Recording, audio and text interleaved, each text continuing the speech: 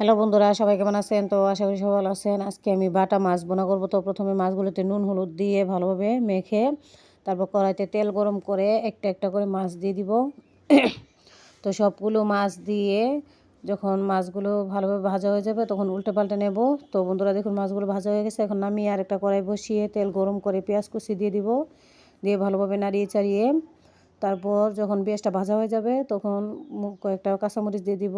দিয়ে আবারও ভালোভাবে নাড়িয়ে চাড়িয়ে পরিমাণ মতো পানি দিয়ে দিব। দিয়ে হলুদের গুঁড়া, মরিচের গুঁড়া, পরিমাণ মতো লবণ দিয়ে তারপর ভালোভাবে নাড়িয়ে চাড়িয়ে দিব। মশলাটা যখন ভালোভাবে কষানো হয়ে যাবে তখন এতে ভেজে রাখা মাছগুলো দিয়ে দিব।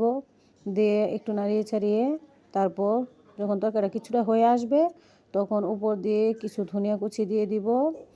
তো বন্ধুরা, আমার বাটা মাছ বোনা প্রায় হয়ে এসছে।